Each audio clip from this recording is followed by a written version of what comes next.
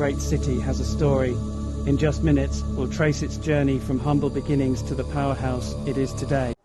Look at that view, Rafael. You can almost feel the heartbeat of Buenos Aires from up here. So many stories hidden in those streets. Mi amor, this city has been telling stories for centuries. You know it started way back in 1536, right? When Pedro de Mendoza named it Nuestra Señora Santa Maria del Buen Aire, after the good airs from a hill in Sardinia where sailors prayed for fair winds. That first settlement didn't last long, though. The local Querandi people resisted fiercely, and the Spanish had to abandon it. It wasn't until 1580 that Juan de Garay came back and founded the city again, and Buenos Aires finally began to grow properly. And grow it did. Thanks to the Rio de la Plata. That river's why we're here at all. Even though it's more of an estuary, it connected us to the Atlantic and helped Buenos Aires become a major port, especially during the colonial period when trade was strictly controlled by Spain. But porteños, like you and me, have never liked being told what to do. Smuggling became an art form, and after the British tried to invade in the early 1800s and failed twice, it sparked a real sense of independence here. That led to the 1810 May Revolution. We didn't officially break from Spain until 1816, but those early years made Buenos Aires the political and cultural brain of Argentina, even though the rest of the country didn't always love our city's dominance.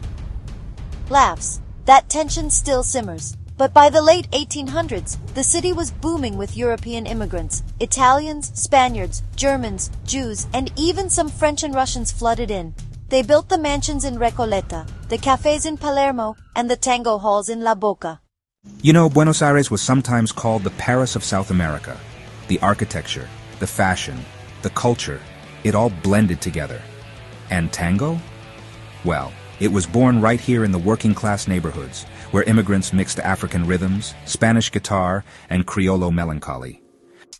And our population today? There are over 3 million people in the city proper, but around 15 million in the greater metro area, mostly of European descent, but, there's been a rise in Bolivian, Paraguayan, Peruvian, and even Asian communities too. And so many famous names.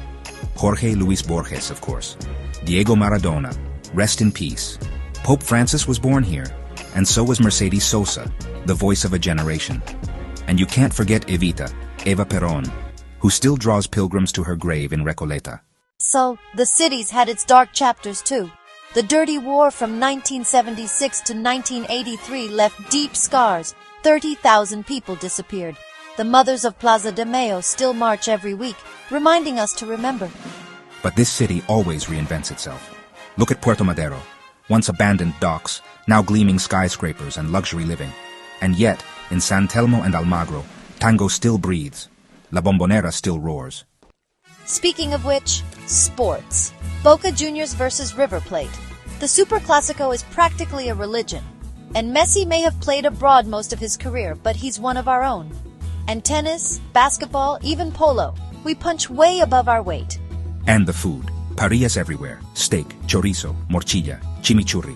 Don Julio is world famous now, but I still prefer La Brigada. And the empanadas, milanesas, fugaceta, dulce de leche. And don't forget the alfajores. You always get poetic about meat and sweets, but don't forget the cafes, Café Tortoni, Las Violetas, El Gato Negro. Those places are the city's living rooms. Writers, thinkers, dreamers, they've all passed through. And the city's position today? It's a cultural powerhouse for Latin America, politically influential, artistically bold, still full of protest and passion. It's messy, noisy, soulful, and unapologetically Buenos Aires. And we wouldn't have it any other way. To Buenos Aires, where every corner tells a story, and every story leads to another. And where we fell in love, right here under the same sky as Gardel's lyrics. Thanks for watching. If you enjoyed this journey through time, don't forget to like, share, and subscribe for more city histories from around the world. Who knows, our next video might just be about your city. Stay tuned.